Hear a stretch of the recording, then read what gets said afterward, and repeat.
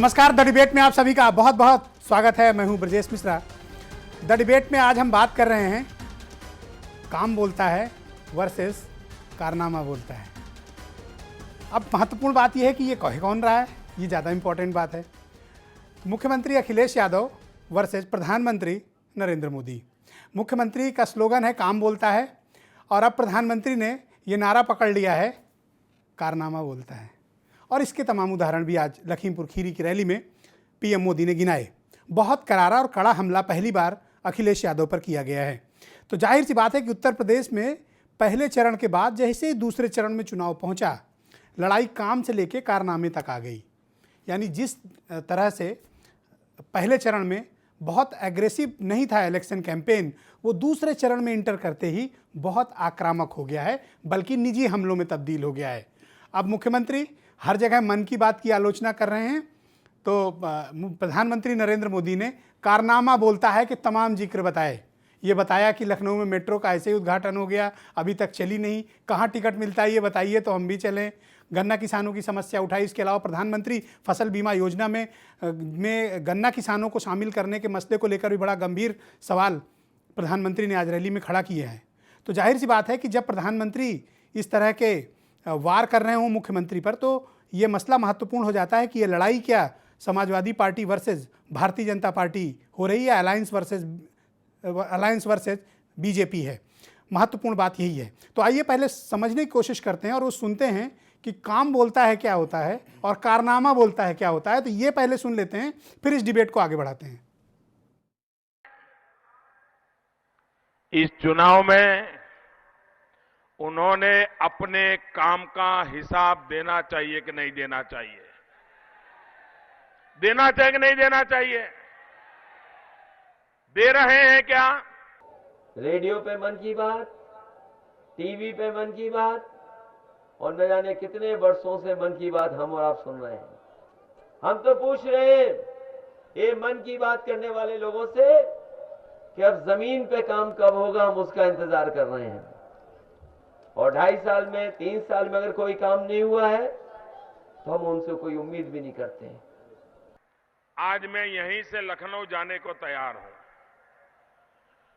मैं अखिलेश जी को कहता हूं आप भी लखनऊ आइए, हम दोनों लखनऊ के मेट्रो स्टेशन पे जाएं, टिकट खरीदें और दोनों जाकर के मेट्रो में जरा सफर करके आए। आपने उद्घाटन किया था ना, गाजे बाजे के साथ उद्घाटन किया था ना।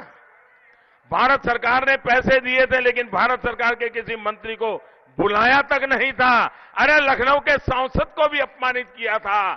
क्यों? क्योंकि चुनाव में आपको काम दिखाना था, इसलिए आपने फीता काट दिया। लेकिन न रेल का स्टेशन बना है, न कहीं ट्रेन चलती है।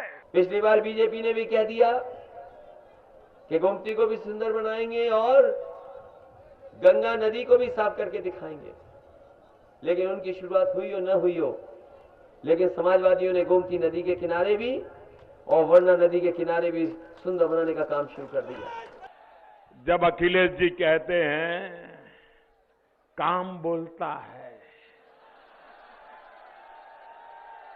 अखिलेश जी उत्तर प्रदेश का बच्चा बच्चा जानता है आपका काम नहीं, आपके कारनामे बोलते हैं, कारनामे।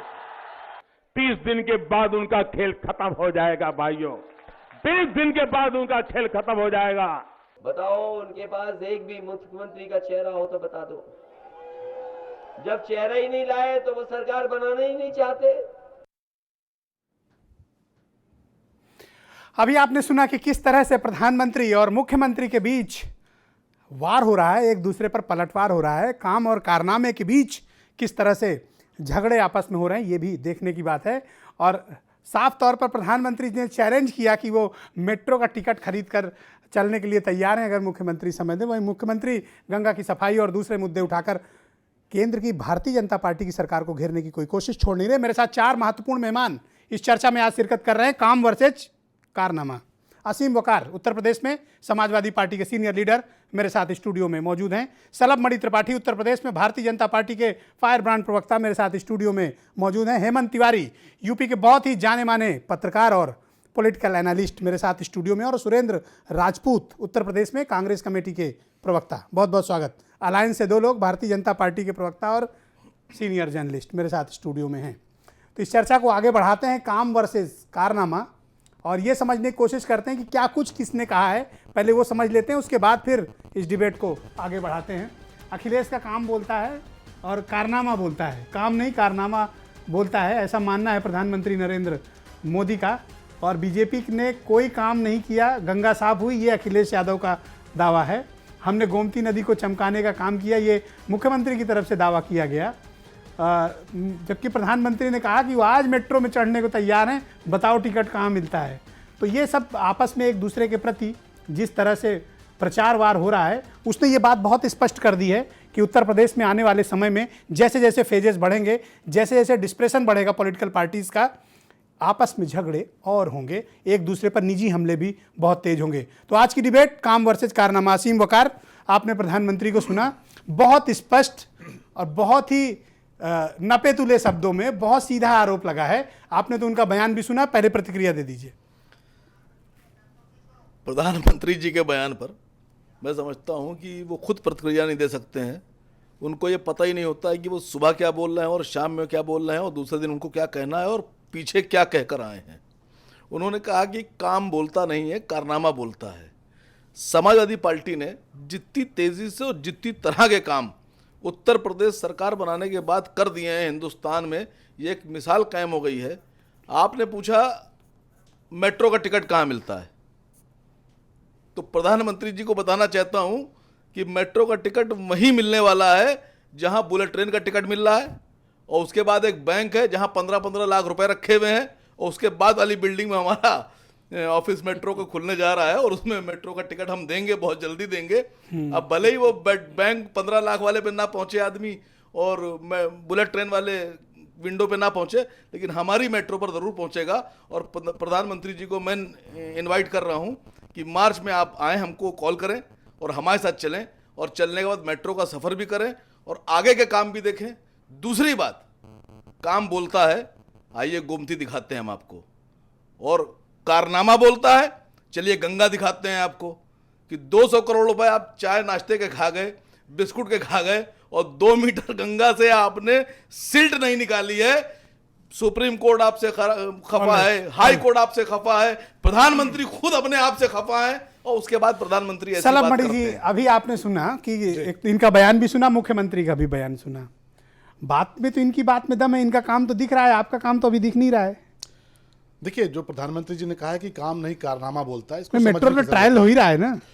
मैं वही कह रहा हूँ, काम नहीं कारनामा बोलता है। जिस प्रदेश में कानून व्यवस्था ध्वस्त हो चुकी हो, जिस प्रदेश में महिलाएं अकेले निकलने में असुरक्षित महसूस करती हों, जिस प्रदेश में नौकरियों में भेदभाव होता हो, नौकरियां बेची जाती हों, जिस प्रदेश में अधिकारियों का तबादला इस आधार पर किया जाता हो कि कौन सा अधिकारी बेईमानी से काम कर सकता है, उस प्रदेश में काम नहीं कारनामा ही बोलता है ब्रजेश जी। और रही बात मेट्रो की, तो मेट्रो को लेकर जो प्रधानमंत्री जी ने कहा उसमें गलत क्या है आप बताइए। मेट्रो को लेकर कितना प्रचार किया गया, सैफई परिवार उसमें घूमा भी, खूब गाजे बाजे के साथ हुआ कि मेट्रो चल पड़ी है, देश के लोगों ने जाना कि मेट्रो चल पड़ी है। आप देखिए, जब प्रधानमंत्री जी कह रहे थे कि मेट्रो कहाँ चल रही है, तो लोगों का क्या रिस्पॉन्स था, किस तरह लोगों ने। नहीं, पर मेट्रो तो चल ही रही ना, ट्रायल हो रहा है। आप कुछ दिन सफर कर लीजिए। आपने सफर किया किसी दिन मेट्रो में? नहीं, हमने किसी मित्र ने किया क्या किसी दिन मेट्रो में सफर? मेट्रो का ट्रायल तो हो रहा है ना, ट्रायल 1 महीने बाद चढ़ लेंगे लोग। ट्रायल तो ब्रजेश जी कब से हो रहा है और ट्रायल जाने कब तक होता रहेगा? बीजेपी ने यही तो सवाल पूछा है कि मेट्रो का टिकट कहां मिल रहा है, बता दीजिए, हम भी मेट्रो में सफर करना चाहते हैं। तो ये झूठ किससे बोल रहे हैं आप? गोमती की सफाई की बात करते हैं, पूरा रास्ता बंद है, आपको भी पता है कि पूरा रास्ता बंद है, वहां पर बैराज में क्या स्थिति है, तो क्या ये गोमती साफ हो गई है? ये किससे झूठ बोल रहे हैं? प्रदेश की जनता देख रही है, और अगर ऐसी हालत नहीं होती तो आपको झूठ पर झूठ नहीं बोलने पड़ते। थोड़ा गंगा पे बोल दीजिए। उत्तर प्रदेश में आपको अगर एक अधिकारी याद हो, दुर्गा शक्ति नागपाल, क्या आप उसको भूल गए? दुर्गा शक्ति नागपाल का तबादला इसलिए कर दिया गया, उनको सस्पेंड इसलिए कर दिया गया क्योंकि उन्होंने बेईमान लोगों के खिलाफ कार्रवाई की। आपको क्या राजीव कुमार भूल गए कि जिनके खिलाफ कोर्ट ने कहा कि ये सजा याफ्ता है भैया, इनको हटाओ, और उनको इतने बड़े पद पर बैठा रखा? क्या आपको अनंत देव भूल गए कि जिन्होंने गुंडे को पीटा, उनको सस्पेंड कर दिया गया? इसलिए प्रधानमंत्री जी कह रहे हैं कि काम नहीं कारनामा बोलता है। एक बात और, आप ये कह के आए थे कि आप बसपा के टाइम में जो घोटाले हुए हैं उन पर कार्रवाई करेंगे, पर आपने कोई कार्रवाई की क्या? इसलिए हम कहते हैं कि दोनों मिले हुए हैं, सपा और बसपा। ऑलराइट, हेमंत जी, काम नहीं कारनामा बोलता है, लेकिन मैं एक दूसरा सवाल आपसे कर रहा हूं।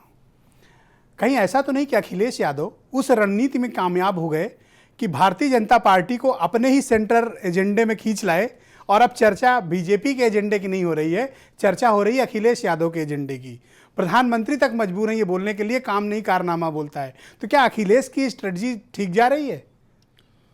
मुझे लगता है कि हो सकता है कुछ कृत्रिम लगे, लेकिन जिसने भी दिमाग लगाया है, चाहे खुद अखिलेश ने या उनके रणनीतिकारों ने, आपकी बात में बड़ा दम है, नंबर एक। नंबर दो, मुझे हैरत होती है कि प्रधानमंत्री नरेंद्र मोदी जब उत्तर प्रदेश के किसी एक अंचल में आकर बोलते हैं तो उसकी पटकथा कौन तैयार करता है? बहुत ही बुद्धिमान व्यक्ति होगा, मैं समझता हूँ।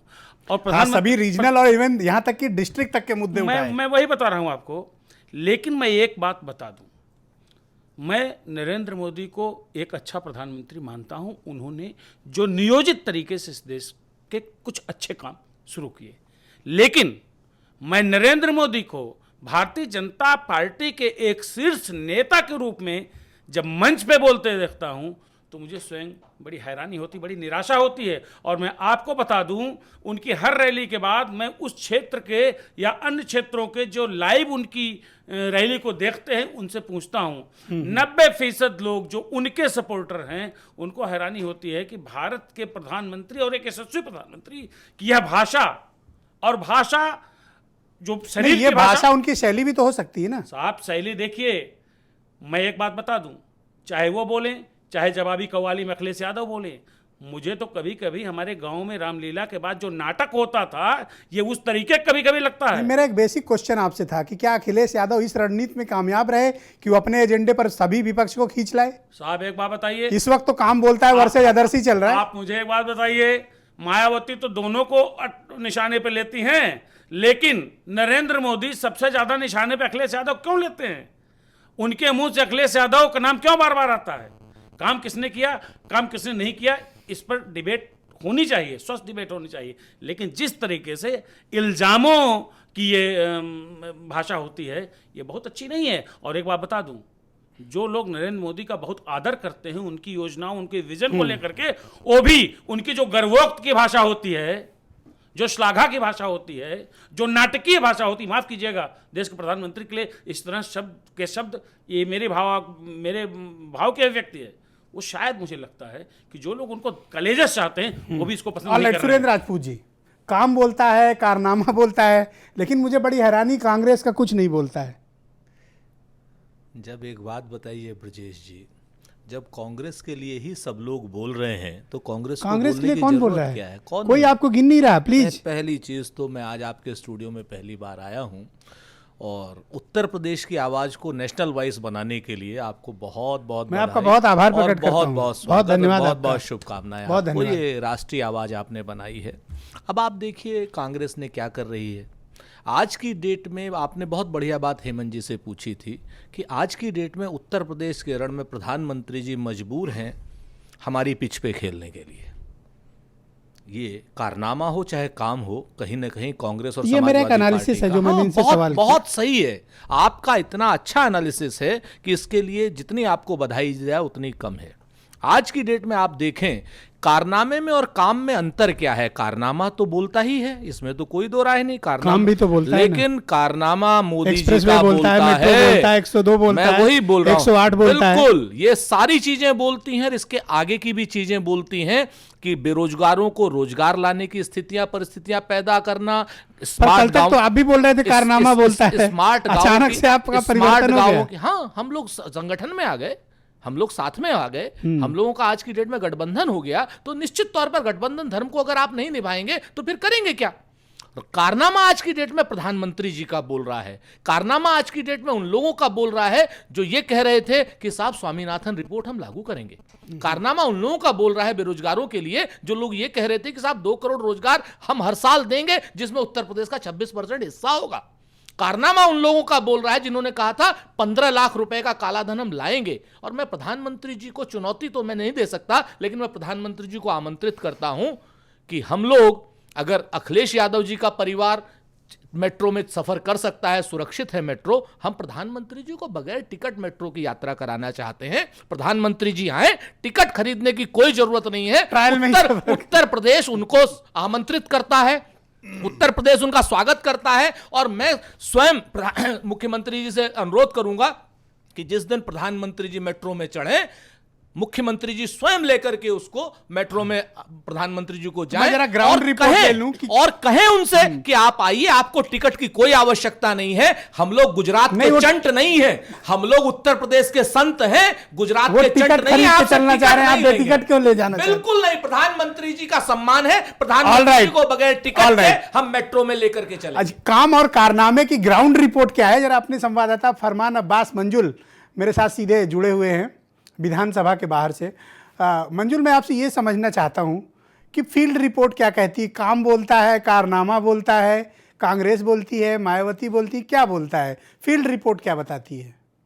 देखिए, जो ज़मीनी हकीकत है, सबसे पहले तो ये बताना चाहेंगे आपको कि जब अखिलेश यादव की हुकूमत या ख़ुद अखिलेश यादव जब चुनाव में जा रहे थे, तब उन्होंने दो ही चीज़ें उनके पास थी। एक तो जो अखिलेश यादव का चेहरा है उसके ऊपर चुनाव लड़ा जाए, और दूसरा विकास के मुद्दे पर चुनाव लड़ा जाए। यही वजह है कि जब से चुनाव शुरू हुआ या उससे थोड़ा पहले से अखिलेश यादव और उनके जो तमाम लीडर हैं समाजवादी पार्टी के, वो बार बार कामों को गिनाते रहे, काम को तरजीह देते रहे कि हमने फलां काम किया, हमने मेट्रो चलाई है, हमने एक्सप्रेसवे बनाया है, हमने डायल 100 चालू किया, और तमाम ऐसे विकास के जो तमाम काम किए हैं पिछले 5 सालों में, उन कामों को गिनाते हुए एक नया नारा दिया और उस नारे के साथ चुनाव में गए कि काम बोलता है। तो ऐसे में जब कहीं ना कहीं जो भारतीय जनता पार्टी है उसने जब देखा कि जो विकास का मुद्दा है उस मुद्दे को अखिलेश यादव की हुकूमत कहीं और अखिलेश यादव की जो समाजवादी पार्टी है वो कहीं भुना ना ले, उस मुद्दे को और उस नारे की हवा निकालने के लिए इस तरह के जुमले इस्तेमाल किए जाने लगे हैं, जैसे कारनामा बोलता है या और दूसरे जुमले हैं। दूसरा मुझे मंजूर ये बताइए कि ऐसा क्यों है कि प्रधानमंत्री हैं या बीजेपी के दूसरे बड़े नेता हैं, ये अपने हमलों में सिर्फ अखिलेश यादव की ही बात करते हैं, मायावती को इग्नोर करने की कोशिशों के पीछे की वजह क्या है? देखिए, कहीं ना कहीं जो अगर एक बात देखी जाए कि भारतीय जनता पार्टी को बल तभी मिलता है जब कहीं ना कहीं समाजवादी पार्टी उत्तर प्रदेश की अगर ख़ास तौर से बात करें तो अगर समाजवादी पार्टी से लड़ाई की बात आती है तब एक ख़ास वोट बैंक जो है जब उसका ध्रुवीकरण होता है तो भारतीय जनता पार्टी के पाले में जाता है। ये कहीं ना कहीं मकसद हो सकता है भारतीय जनता पार्टी का। यही वजह है कि मायावती को छोड़कर भारतीय जनता पार्टी के जो तमाम बड़े नेता हैं वो सिर्फ अखिलेश यादव को और अखिलेश यादव की हुकूमत यानी समाजवादी पार्टी को। अंतिम सवाल आपसे ये है कि क्या ये काम वर्सेस कारनामा की ये जो लड़ाई है ये आने वाले वक्त में और तेज होगी? जैसे जैसे इलेक्शन अपने शबाब पर आएगा, जैसे जैसे चूंकि पहले चरण का चुनाव खत्म हो गया है और अब जैसे जैसे बाकी के जो चरण होंगे तो इस तरह के जो हमले हैं और इस तरह के काम को गिराने वाली चीज़ें, जो अखिलेश यादव का जो विकास का मुद्दा है, जो काम बोलता है मुद्दा है उनका, उस मुद्दे के जवाब में भारतीय जनता पार्टी और ज़्यादा आक्रामक होगी और ये लड़ाई और ज़्यादा अभी बढ़कर सामने आएगी। आपके ठीक पीछे मुझे मुख्यमंत्री का नया कार्यालय दिख रहा है। अब ये 11 मार्च को तय होगा कि इस नए चमकते हुए दफ्तर जो ठीक आपके पीछे दिख रहा है इस पर काम बैठेगा या कारनामा बैठेगा। बहुत बहुत शुक्रिया फरमान अब्बास मंजुल, सीधे विधानसभा के बाहर से जुड़ने के लिए बहुत बहुत शुक्रिया।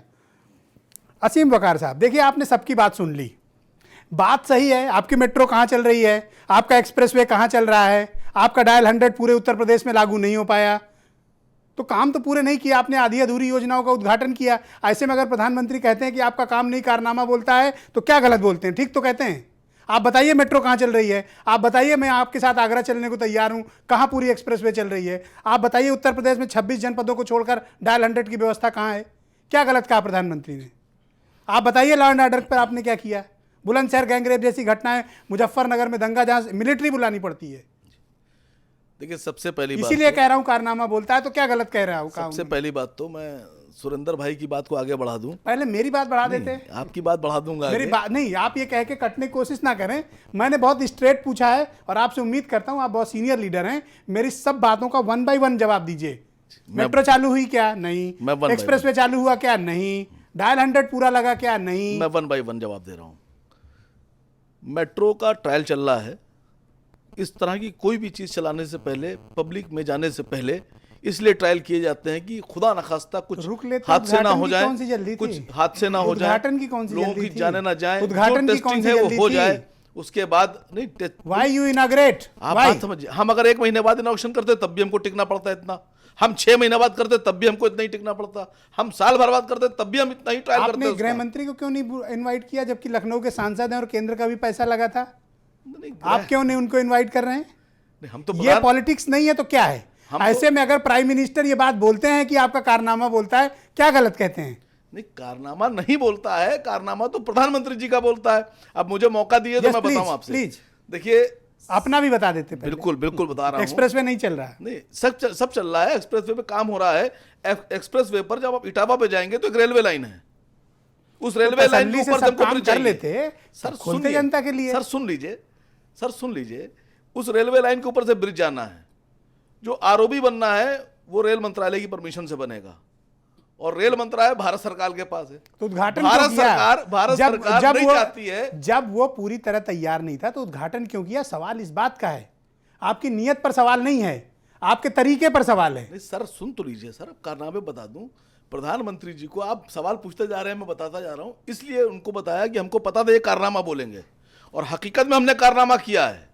पूरे हिंदुस्तान में अगर सड़क पर किसी ने लड़ाकू जहाज उतारा है तो अखिलेश जी ने उतारा है। ये कारनामा है, हकीकत है। प्रधानमंत्री जी सही बोल रहे हैं कि कारनामे करने की क्षमता सिर्फ समाजवादियों में है और किसी में नहीं है। हाँ, नहीं, कारनामों में तो आप एक्सपर्ट हैं। जमीनें कब्जा करना, लॉ एंड ऑर्डर खराब करना, थानों को समाजवादी पार्टी का कार्यालय बना देना, ऐसा कुछ नहीं है, गुंडागर्दी करना। ऐसा कुछ नहीं है। अगर आप गिनाने पे आइएगा तो 55 लाख औरतों को हमने पेंशन देना शुरू की, और हम आज उसका जो लक्ष्य है वो सड़क अगर चालू होती है 1 करोड़ लेके जा रहे हैं। सीनियर आईएएस अफसर के साथ ऐसे हादसा तो नहीं होता।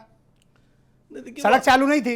हेमंत जी अभी डिटेल बताएंगे उसका। बिल्कुल आपकी बात सही है, वो एक हादसा था, उस पर बात नहीं करना चाहते हैं। प्रधानमंत्री ने ठीक कहा, कारनामा बोलता है। उस पर बात करना नहीं चाहते हैं, लेकिन सच्चाई ये है कि उत्तर प्रदेश की अकेली सड़क है जिसमें हमने फाइटर प्लेन उतारा है, और ये मुख्यमंत्री जी का ही काम है।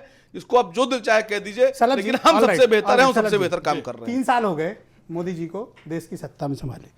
2014 में मुझे याद है जब वो उत्तर प्रदेश में कैंपेन करते थे, बहुत बड़े बड़े बड़े विकराल वादे करते थे कि गोरखपुर से बनारस की सड़कें ऐसी हो जाएंगी कि आप 1 घंटे में चले जाएं, मेरठ से आप दिल्ली 30 मिनट में पहुंच जाएंगे, उत्तर प्रदेश की सारी सड़कें ठीक कर दी जाएंगी, बिजली व्यवस्था 24 घंटे दे दी जाएगी, बेस्ट इंडस्ट्रियलाइजेशन करेंगे। पर 3 सालों में आप बताइए कि आपकी पार्टी ने क्या किया? आज भी आपको गोरखपुर से बनारस जाने में 5 घंटे लगते हैं, आज भी आप मेरठ से दिल्ली जाएं तो 4 घंटे लगते हैं। Nothing you have done.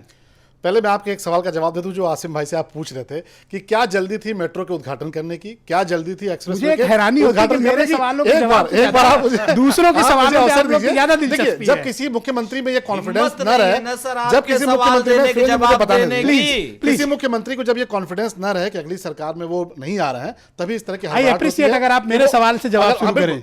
आप नेशनल हाईवेज की बात कर रहे हैं, आप उठाकर डाटा देख लिए कि नेशनल हाईवे को लेकर कितनी तेजी से काम हो रहा है। मैं बार बार ये कह रहा हूं कि बिल्कुल हम अपने जो भी हमारे काम हो गए सर, बिल्कुल 3 साल उठाकर देखिए। अगर 3 साल में आप धरातल पर कुछ उतार नहीं पा रहे तो अखिलेश यादव की बात सही है। 600 गुना ज्यादा nothing you have done. NHAI ने 600 गुना ज्यादा रफ्तार से काम किया है ब्रजेश जी। कहां किया है? आप आज भी सड़कों के लिए कितनी खराब सड़कें बन रही हैं, हम आप हिसाब चलिए, देंगे, हम कहते आप हैं। लखनऊ से कानपुर चलिए, ठीक मैं है, आपको दिखाता हूं कितनी मुझे नैरो लगता है लेन कि हो आप गई है। स्टेट हाईवे की किसी सड़क पे चले गए हैं, नहीं, नेशनल हाईवे मैं की सड़क पे तो आप खुद जाएं। बता रहे हैं तो मैं आपको आप बता चल रहा के हूं, देखिए। 600 गुना ज्यादा रफ्तार से काम हुआ है। आप यहाँ से आप इलाहाबाद कहते हैं चल के प्रधानमंत्री देखिए, ने काम नहीं रायबरेली किया है। के बाद क्या जाना आपको मुश्किल हो जनधन योजना जाएगा। नहीं दिखाई देती है? क्या आपको गरीब आवास योजना नहीं दिखाई देती है? क्या आपको उज्ज्वला योजना नहीं दिखाई देती है कि तमाम गरीब महिलाओं के घर में आप चूल्हा मुझे पहुंच गया है? सीतापुर से क्या आपको बरेली तक किसान चल के बीमा दिखा योजना नहीं दीजिए, दिखाई देती है? सड़क नहीं, गड्ढे मैं आपसे मिलेंगे कहता आपको। रहा हूं, लगातार आप मुझे मौका सड़क दीजिए। गायब मिलेगी। 2019 तक का हमने कहा हम एक पाई का हिसाब 3 देंगे। साल हो गए। अब आप पर्टिकुलर किसी You जगह have पूछेंगे, spent more मैं कह रहा than हूं, 60% 600 time of गुना your ज्यादा tenure। एनएचएआई ने 600 गुना ज्यादा तेज रफ्तार से कहां काम किया किया है? है, पूरे देश में काम कर रहे हैं। आपकी फाइलों में किया है, आपके नहीं, कंप्यूटर पे किया है, सड़क पे किया है, बट ये सड़क पे किया नहीं है। दिख रहा। बिल्कुल सड़क पे दिखेगा। मैं कह तो रहा हूं कि देखिए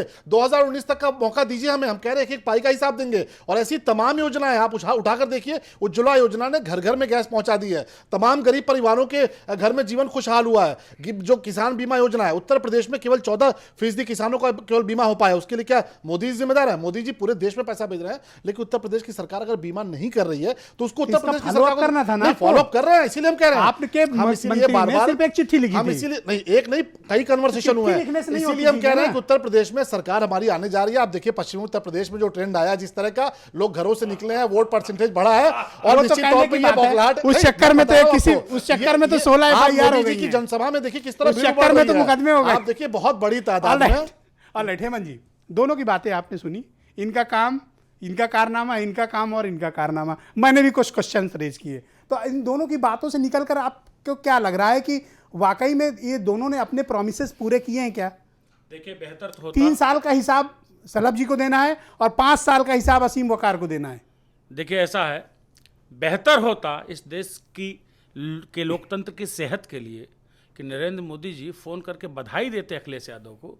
अखिलेश यादव, आपने बढ़िया काम किया, मेट्रो चला रहे हैं, आपने इतना बढ़िया एक्सप्रेसवे बना दिया, फाइटर प्लेन उतरे, फ़ोन करके बधाई देते। और अखिलेश यादव प्रधानमंत्री नरेंद्र मोदी को भी कहते कि आपने उत्तर प्रदेश में इतनी अच्छी स्कीम ला दी, आपने उज्ज्वला स्कीम ला दी। मैं सही बता रहा हूं, देश यही चाहता है, नेता ये नहीं चाहता। मैं उसी पा रहा हूं, मैं उसी पा रहा हूं, चूंकि नरेंद्र सतयुग हमारे देश में नहीं है। आप ब्रजेश जी, नरेंद्र मोदी को भी पता है, अखिलेश यादव को भी पता है, और पीछे जो मायावती जी हैं उनको भी पता है। ये सब करने से, कारनामे से, काम से कहां वोट मिलता है? वोट तो मिलता है बावन से, ठाकुर से, बनिया से, निषाद से, मुसलमान से और हिंदू से। इस पे तो काम चल रहा है, बाकी काम और कारनामे की लड़ाई चलती रहेगी। लेकिन मैं फिर एक बात कहूँगा, नरेंद्र मोदी ने कई अच्छे काम किए हैं जिसको जनता नीचे से पसंद करती है। उनको भी विशुद्ध राजनीति के बजाय एक आदर्श प्रधानमंत्री का एक अपना एक जो व्यक्तित्व है उसको सामने लाना चाहिए था। सड़क पर जिस स्तर की आप लोग लड़ाई लड़ रहे हैं, अगर वो आदर्श ही बने रहेंगे तो चुनाव साहब, लड़ाई अभी हुई नहीं है, अभी तो 2 चरण हुए हैं, आज दूसरे चरण का प्रचार थमा है। बाकी 5 चरण में इस गति से मैं उम्मीद करता हूं कि लड़ाई तू मैं पे ना आ जाए कि तूने क्या किया, मैंने क्या किया, मैंने क्या किया, तूने क्या किया। लेकिन एक बात बताएं, मैं इसलिए तारीफ नहीं कर रहा हूं, मैं तो खुद सन 2000 में जब दिल्ली में मेट्रो शुरू हो सकती है, उस वक्त दिल्ली में केंद्र में भारतीय जनता पार्टी की सरकार थी, उत्तर प्रदेश में भारतीय जनता पार्टी की सरकार थी। हेमंत जी, छोटा सा ब्रेक लेंगे, एक पल खाली खत्म कर रहा हूं। बंगलोर में शुरू हो सकती है, कोलकाता में शुरू हो सकती है, तो आखिर उत्तर प्रदेश जैसे बड़े राज्य के लिए 17 साल इंतजार क्यों करना पड़ा? कम से कम इस मामले में तो मैं अभी सुरेंद्र राजपूत से पूछ लूंगा, 10 साल सत्ता में बैठ के आए हैं, इन्होंने ज्यादती क्यों की है उत्तर प्रदेश की के साथ? द डिबेट में अभी वक्त एक छोटे से ब्रेक का है। काम बोलता है या कारनामा बोलता है? एक छोटा सा ब्रेक लेंगे, ब्रेक के बाद इस डिबेट को फिर से इन 4 मेहमानों के साथ आगे बढ़ाएंगे। बड़े बड़े सवाल अभी बाकी हैं, काम के भी और कारनामे के भी।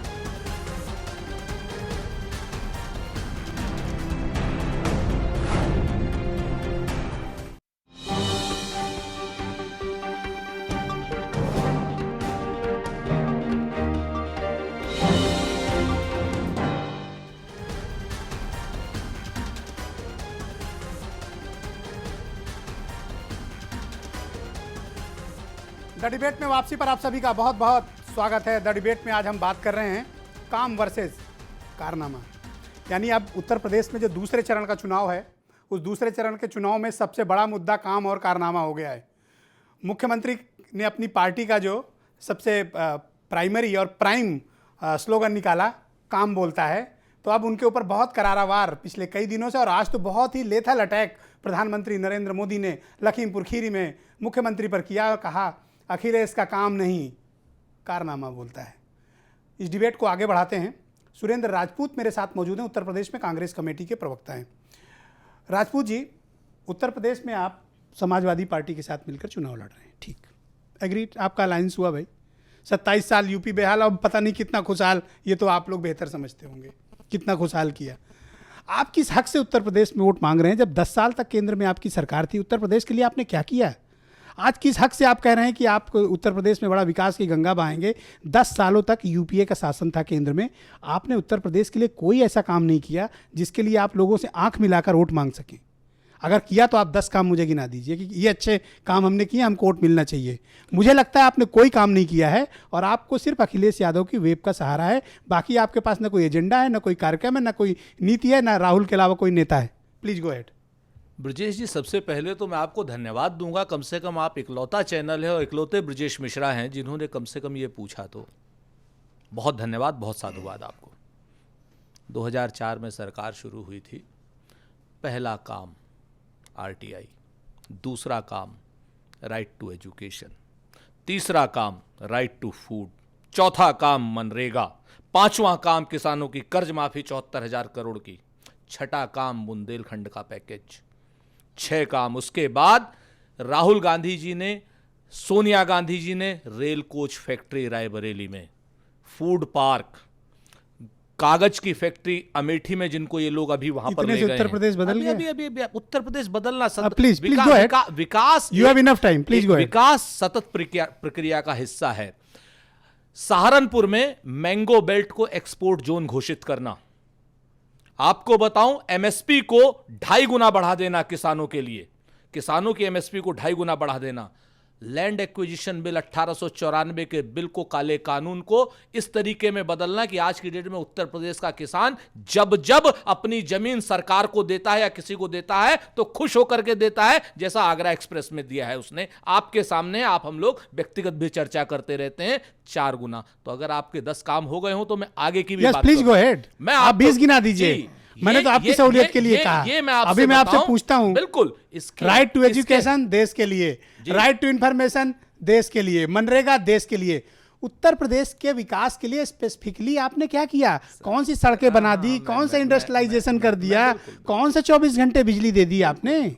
एक बड़ी क्या कर दिया आपने? अभी शलभ भाई कह रहे थे कि साहब वो केंद्र का पैसा, प्रधानमंत्री जब अगर कहें कि केंद्र का पैसा है और राजनाथ जी को आप नहीं भी तो वही कह बुलाया, रहे हैं। तो आज की डेट में मुझे अदम गोंडवी का वो शेर याद आता है कि तुम्हारी फाइलों में गांव का मौसम गुलाबी है, मगर ये आंकड़े झूठे, ये दावे किताबी हैं, तुम्हारी मेज चांदी की, तुम्हारे जाम सोने के, मगर जुम्मन के घर में आज भी फूटी रकाबी है। अगर right to information, right to education, right to food, MNREGA देश के लिए है तो उत्तर प्रदेश का 26% हिस्सा उससे लाभान्वित है। आज की डेट में अगर लैंड एक्विजिशन बिल पूरे देश के लिए है तो 26% उत्तर प्रदेश का हिस्सा उससे लाभान्वित है।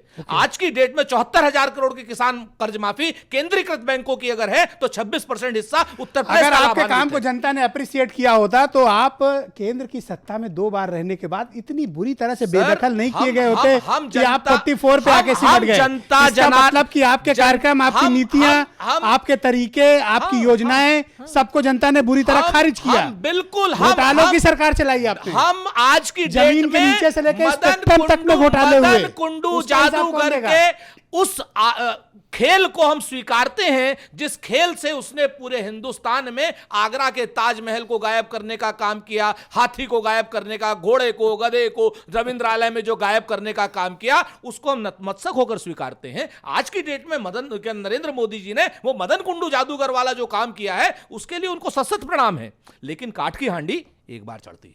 आप अगर देखें इस चीज को कि बिहार में नहीं चढ़ी, उत्तर प्रदेश में नहीं काम चढ़ेगी। गिनाए 10 घोटाले हम गिना दें आपकी सरकार मैं ने क्या जवाब दूंगा। जमीन के नीचे से लेकर स्पेक्ट्रम तक में आप एक लाइन से मुझे आपने बता पाताल से दीजिए, लेकर आकाश तक को नहीं छोड़ा। मैं आपसे पूरी उसी का जिम्मेवारी नतीजा से है कि कह रहा कांग्रेस आज इस हालत में मैं है। आपसे पूरी जिम्मेवारी से कह रहा हूं ब्रजेश जी, मुझे असीम सिर्फ मुखर्जी, एक लाइन में मैं आऊंगा आपके पास। दीजिए।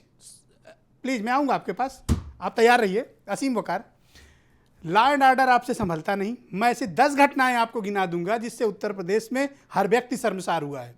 चाहे वो मोहनलालगंज का गैंगरेप मर्डर कांड रहा हो, चाहे वो लखनऊ के बीकेटी में अभी घटना हुई हो, चाहे वो बुलंदशहर की घटना रही हो, चाहे वो मुजफ्फरनगर से स्प्रेड हुआ दंगा रहा हो।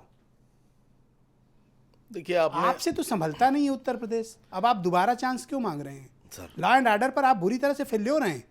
आपके अफसरों पर कैसे गंभीर आरोप लग रहे हैं आपने देखा? हर कोई क्लेम करता है कि मैंने पोस्ट कराया, मैंने पोस्ट कराया।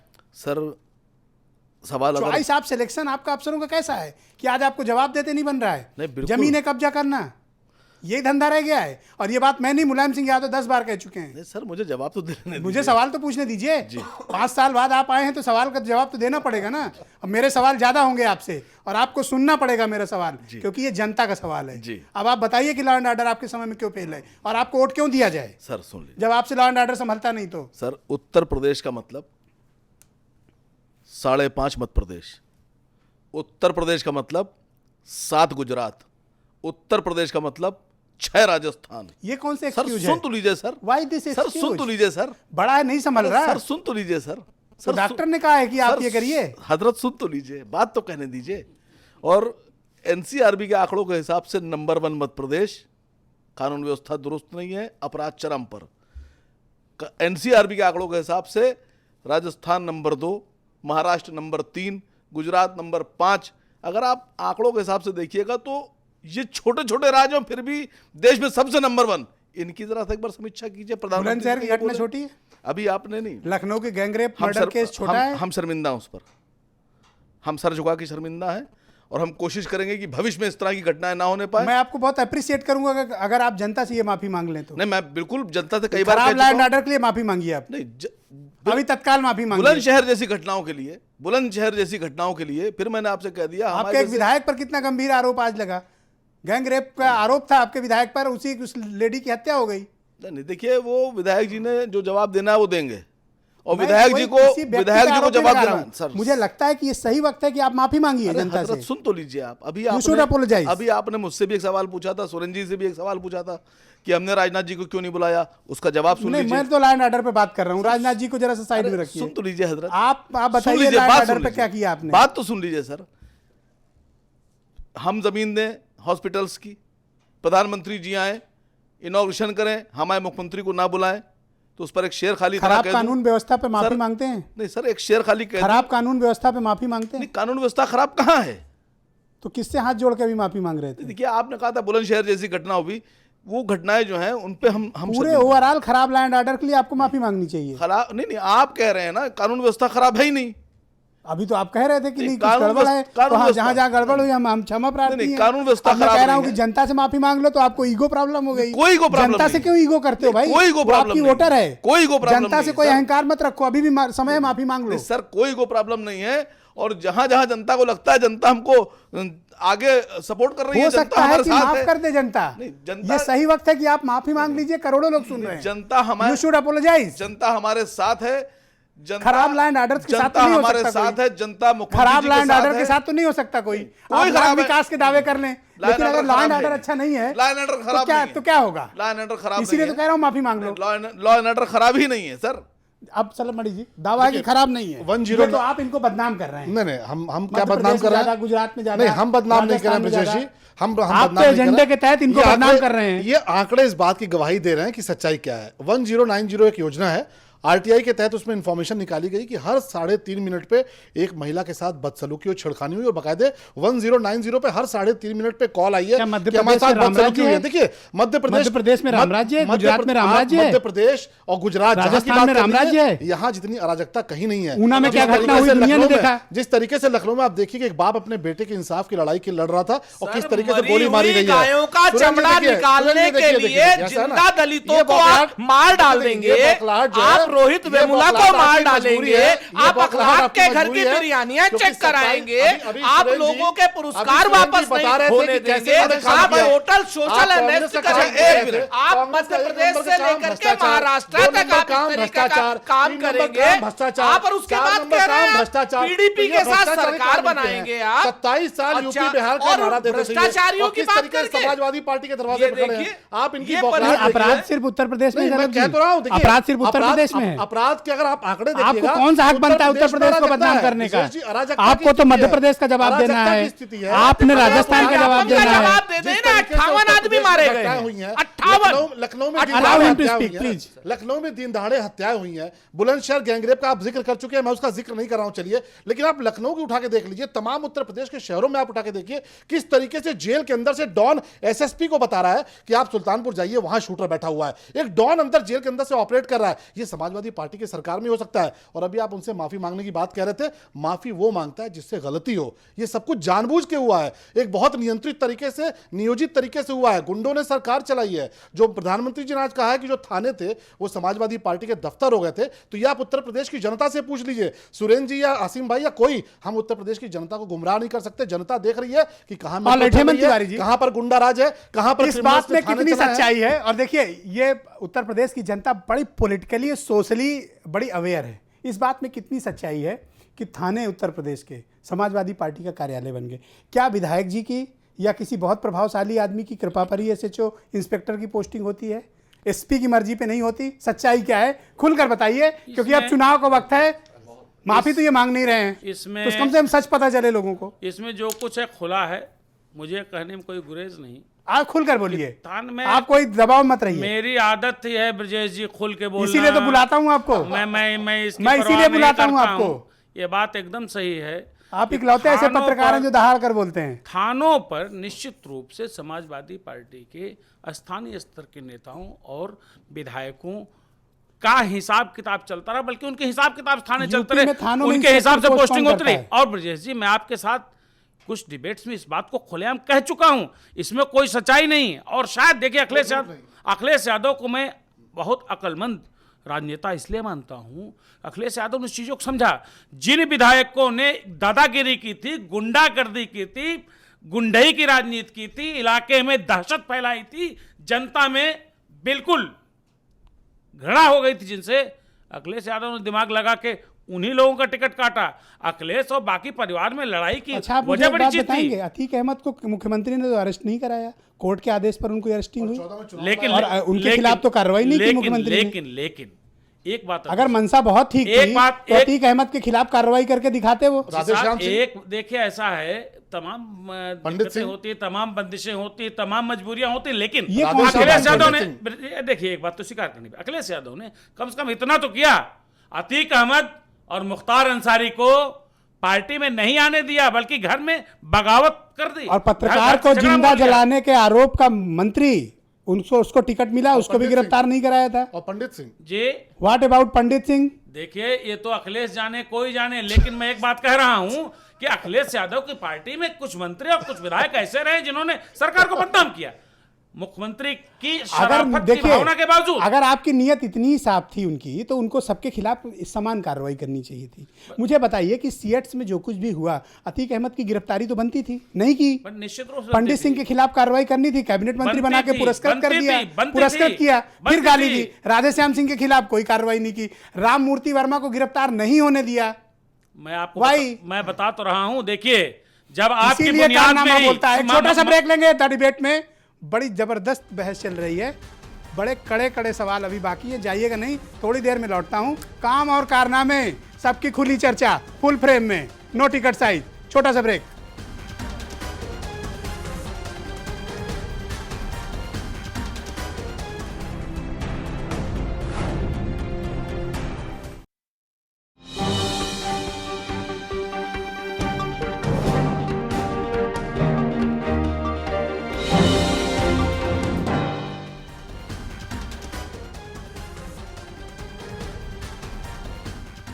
द डिबेट में वापसी पर आप सभी का बहुत बहुत स्वागत है। काम बोलता है, कारनामा बोलता है, क्या क्या बोलता है। उत्तर प्रदेश का चुनाव है, फेज 2 का इलेक्शंस कुछ ही घंटों के बाद उत्तर प्रदेश में होने जा रहा है। 7 चरणों में चुनाव है।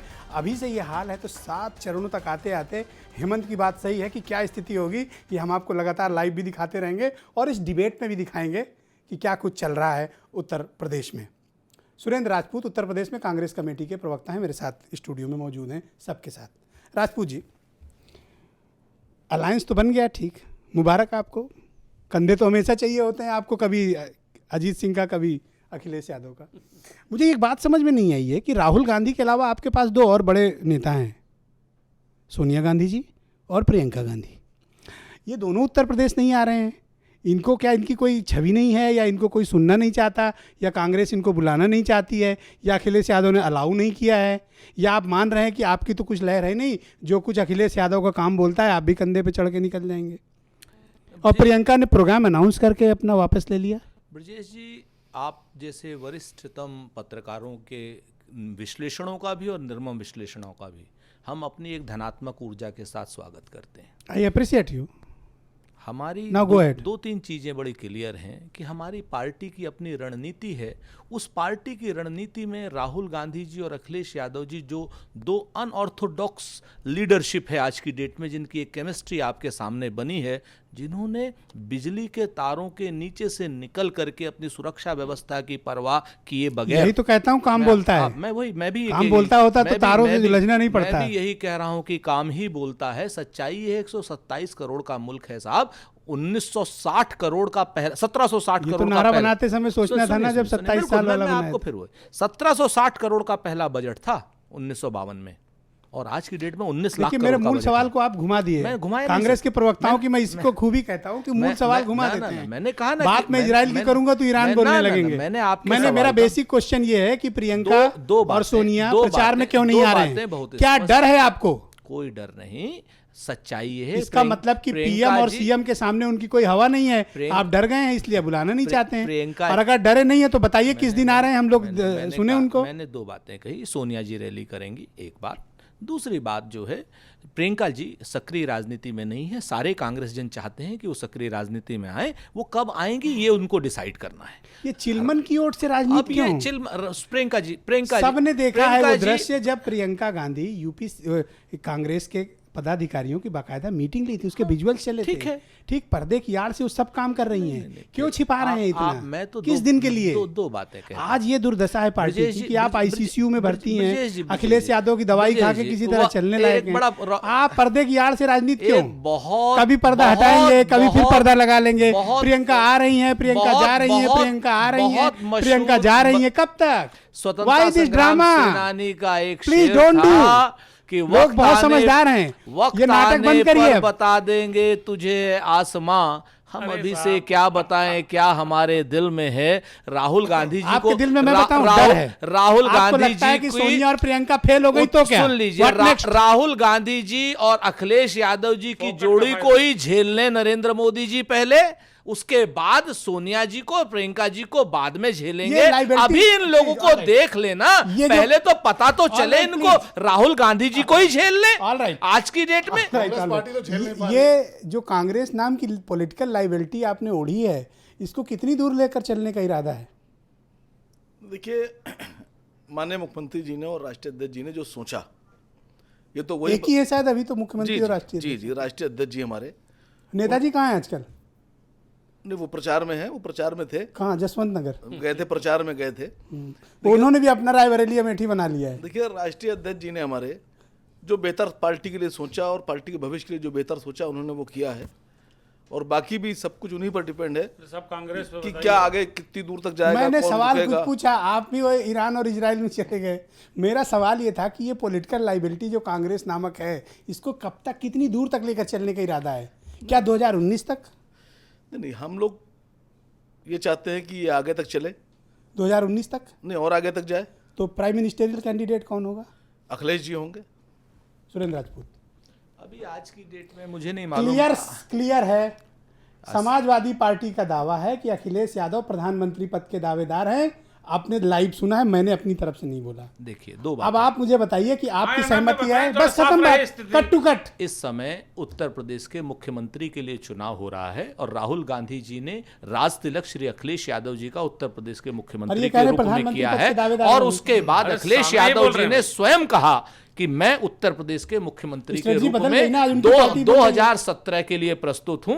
आसिम भाई किस बात कह को रहे नहीं हैं कि कह ये रहे नहीं हैं, मानते वो इनका। आसिम भाई बता सकते नहीं, हैं। आपने- और ये अगर इनका आधिकारिक बयान है तो है, ये भी बता सकते हैं। आधिकारिक बयान है, नेता है। या देखिए, तो निकलवा ऑन लीजिए एयर बोल पार्टी रहे से। हैं, ऑन एयर बोल रहे नहीं हैं। नहीं, क्लियर बोल रहे हैं। मैंने Please, इसीलिए कहा please, मैं- अब allow him to speak। मैं अखिलेश जी की ये नहीं बात मान कर रहे रहा हैं। हूं। ये नहीं मान रहे हैं। मैं जवाब दे ये रहा हूं। नहीं मान मैं रहे हैं। जवाब दे रहा हूं। आसिम वकार नहीं, समाजवादी पार्टी के किसी भी नेता से, किसी कार्यकर्ता से अगर ये पूछिएगा कि हमारी पार्टी के अधिकृत उम्मीदवार प्रधानमंत्री के कौन है, तो हर आदमी यही कहेगा कि अखिलेश यादव जी। इसमें कौन सी बुराई है? आप बताइए। नहीं, मैंने कहा ना कि इस समय चुनाव 2017 के हो ये रहे हैं। आपकी व्यवस्था है, उत्तर प्रदेश के आपकी लाचारगी है। मुख्यमंत्री आप के रूप अखिलेश में यादव हो को रहे हैं। नाराज नहीं कर सकते हैं।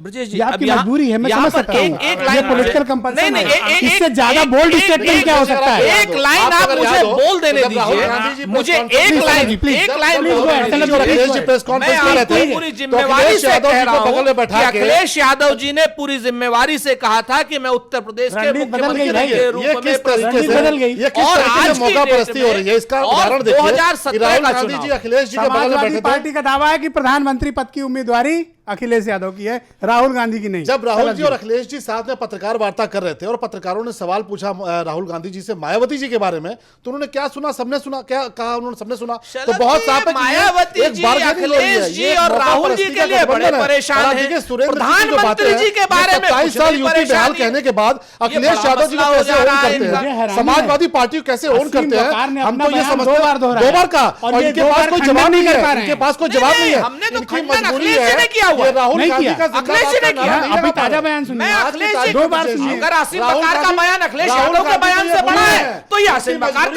का आपका बयान राहुल के बयान से भी बड़ा नहीं नहीं है। नहीं, मेरा बयान नहीं बड़ा है। राहुल गांधी जी का बयान मुझसे बड़ा है। लीडर आप समाजवादी मैं पार्टी, बहुत जिम्मेवारी से ये कह रहा हूं, समाजवादी- आसिम बकार ये तय कर लें कि अखिलेश आप यादव मुझे का एक बात बयान बड़ा बताइए। है या आसिम बकार का बयान बड़ा है। अखिलेश यादव जी के बयान को हम राष्ट्रीय जनता अध्यक्ष ने पहले का के बयान बयान है ना। ये जनता ब्रजेश जी अखिलेश आपका यादव चैनल जी के देख रही बयान है, को हम मानते आपका हैं चैनल कि बहुत इस समय लोकप्रिय है चुनाव कि किस तरह से ये मौका 2017 परस्ती का में गठबंधन उत्तर है। प्रदेश के कितना स्वार्थ मुख्यमंत्री का के गठबंधन है। रूप में हो रहे हैं। कितना देखिए मुझे मौका हैरानी परस्ती का है गठबंधन है। कि ये जनता अलायंस देख रही है। बनने से पहले ही नहीं, नहीं, इस alliance बिखरने की कोई की कवायद दिक्कत- पे ना, लग गया ना, है। ना, ना, हेमंत ना, प्लीज। ऐसा है श्री सुरेंद्र जी, सुन लीजिए, पूर्वांचल में कहावत है कि चूहा अधिकतम मोटा होगा तो लोढ़ा होगा, लोढ़ा सिलबट्टे वाला।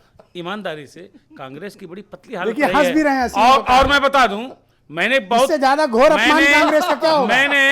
मैंने 8 महीने पहले आपके साथ डिबेट में कहा था कि कांग्रेस और समाजवादी पार्टी का अलायंस होगा और यह कांग्रेस के लिए फोकट का फायदा शब्द इस्तेमाल किया था। कांग्रेस के लिए फोकट फायदा हो। और ब्रजेश जी, हेमंत जी, जब आपकी मामा अपनी- एक नहीं, सर, मिनट एक मिनट, ना, ना, ना, ना, 10 नहीं, करोड़ 80 लाख वोट पाने वाली अरे पार्टी साहब, को ये मेरे अगर आप पत्रकार की आवाज पतली मत पार्टी दबाइए। कहेंगे आप तो पत्रकार की निश्चित आवाज मत तौर पर दबाइए। मुझे आपत्ति होगी। पत्रकार की आवाज मत दबाइए। देखिए, 10 की आवाज मत दबाइए। 10 करोड़ 80 लाख पत्रकार की वोट आवाज मत पाने वाली दबाइए, पार्टी प्लीज, को please, 10 please. Crore 80 All lakh right, vote please. पाने प्लीज, वाली पार्टी प्लीज, को प्लीज, अगर आप पतली प्लीज, कहेंगे प्लीज, तो हेमंत जी मुझे बोलना प्लीज, पड़ेगा। एक मिनट, उनको सच एक बोलने minute. Go ahead. Carry on. मैं कह रहा हूं पूरे देश में आप शलभ 10 जी, साल तक उनको सच 10 करोड़ 80 लाख वोट पाए अरे पार्टी बोलेंगे ने। यार, बात कर रहे हैं। प्लीज, बात कर रहे मैं हैं। कह रहा हूं आप- सुरेंद्र आपकी पार्टी जी, सुरेंद्र जी, expose होगी, प्लीज। उनको बोलने चलिए। दीजिए। सुरेंद्र जी प्लीज। ये चाहते ही नहीं कि लोग सुने इस बात को। थोड़ा धैर्य रखिए। हेलो।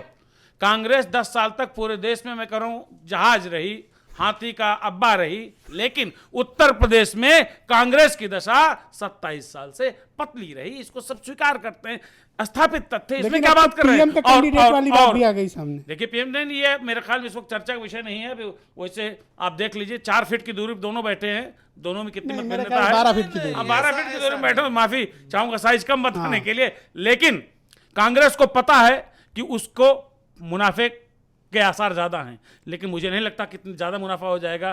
कोई इस स्थिति में होंगे जिसका ऑलराइट, मेरे पास एक लाइन ट्वेंटी सेकेंड प्लीज, एक लाइन खाली प्लीज बता रहा 20 हूं। सेकेंड। और कांग्रेस इस वक्त अखिलेश यादव के साथ जाति कर रही है। आखिर आपको बहुत जेन्युइन सवाल है और ये सवाल जनता पूछ रही है, कहां है प्रियंका गांधी, कहां है सोनिया गांधी, प्रियंका अब गांधी तक नहीं, कहां है? प्रियंका गांधी नहीं, प्रियंका गांधी वाड्रा। आप चूस लोगे। हेमंत प्लीज, प्रियंका गांधी वाड्रा बोलिए। प्लीज, प्रियंका गांधी वाड्रा बोलिए। दो बातें Only बहुत प्रियंका Conclude, गांधी, प्रियंका गांधी वाड्रा। conclude. सोनिया जी रैली करेंगी उत्तर प्रदेश में, राहुल गांधी जी और अखिलेश यादव जी ज्वाइंट रैली कर रहे हैं। उत्तर प्रदेश के लिए चुनाव हो रहे हैं। 2017 में हम उत्तर प्रदेश के मुख्यमंत्री के रूप में श्री अखिलेश यादव जी को पुनः पदारूढ़ करेंगे और उनका राज तिलक करेंगे। ऐसी हमारी जिम्मेवारी और है, 2019 ऐसी हमारी में, कामना please है। listen. 2017 के Please बाद listen. 2017 के Please बाद listen. और 2019 का प्लीज भी लिसन। मामला। हाँ जी, 2019 का रूपरेखा खींच दी गई है कि अखिलेश यादव राष्ट्रीय- प्राइम मिनिस्टेरियल कैंडिडेट होंगे, मैं बहुत वरना ये गठबंधन संकट में पड़ेगा। ने पहले चरण का रुझान अखिलेश देख लिया है, यादव जी उसके के बाद बयान- उन्होंने मन बदल दिया। All right, thank Akhilesh you. Yadav ji के बयान को जो बहुत बयान माना जाएगा। प्लीज, थैंक यू, माहौल जा रहा है, थैंक यू, इसलिए प्रचार करने नहीं आ रहे। Thank you, thank you, thank you.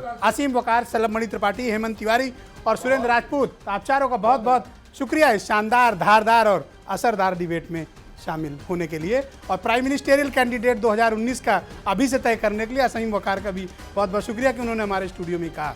तो काम बोलता है, कारनामा बोलता है, बहुत कुछ बोलता है और अभी आगे क्या क्या बोलेगा बस इंतजार करिए, क्योंकि उत्तर प्रदेश में 11 मार्च को नई इबारत और नया इतिहास लिखा जाने वाला है। और यूपी की जनता पॉलिटिकली इतनी अवेयर है कि वो तय कर चुकी है कि किससे उसको काम कराना है और किससे उसको कारनामा कराना है। बहुत बहुत शुक्रिया, धन्यवाद द डिबेट देखने के लिए।